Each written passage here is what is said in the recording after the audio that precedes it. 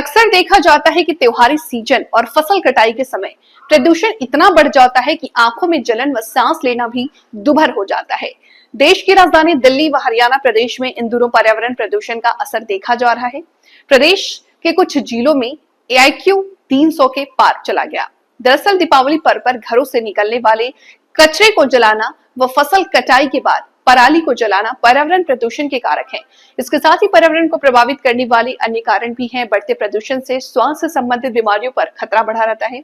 ऐसे में स्वास्थ्य विभाग बीमारी ने खुद के स्वास्थ्य के साथ पर्यावरण के स्वास्थ्य का ख्याल रखने की अपील की है। जानकारी देते हुए सिविल सर्जन ने बताया कि त्योहारी सीजन में लोग घरों से निकलने वाले कचरे को जला देते हैं।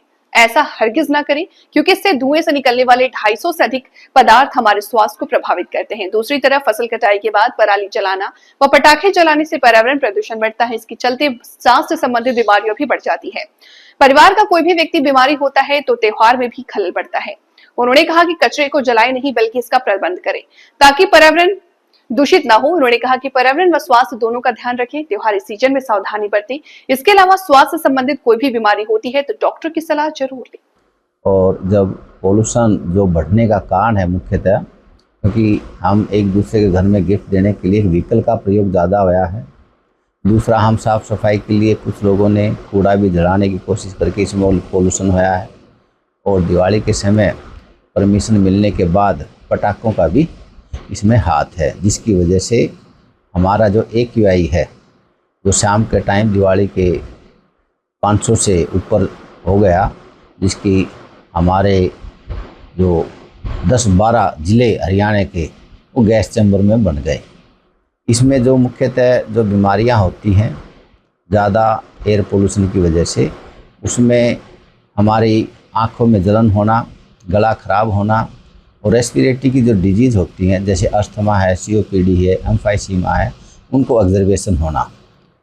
तीसरी, जो दिवाली और फेस्टिवल में हमने खान पीने की जो चीज़ें होती हैं जैसे कि कलरदार कोई मिठाइयाँ हैं, मिलावटी सामान है, से भी हमारा स्वास्थ्य प्रभावित होता है।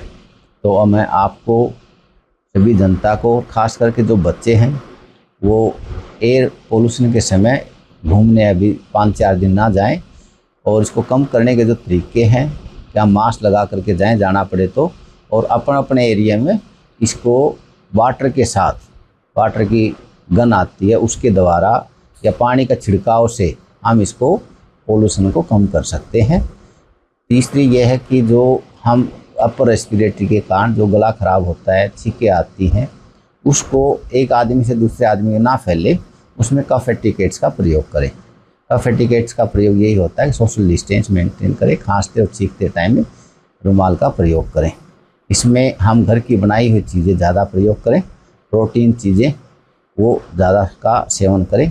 कार्बोहाइड्रेट जैसे शुगर है, चीनी है, उनका प्रयोग हम ज़्यादा ना करें और लिक्विड डाइट हम लें। बात करें किस तरह की जो ज़्यादा पेशेंट को, किस तरह के मरीजों को इसमें ज़्यादा समस्या आती है? इसमें जैसे कि एयर पोल्यूशन की वजह से हमारा जो वातावरण है, सांस लेने में आपको जानकर बड़ी अचंभा लगेगा कि हमारे जो एयर पोल्यूशन है लगातार आने वाले समय से, चाहे पिछले 5-4 साल से बहुत ही प्रभावित हुआ है, जिसकी वजह से हमारा लाइफ स्पैन 10 से 15 साल हम NCR के जो जितने भी हैं वो प्रभावित हो रहा है, हमारा लाइफ स्पैन भी कम हो रहा है।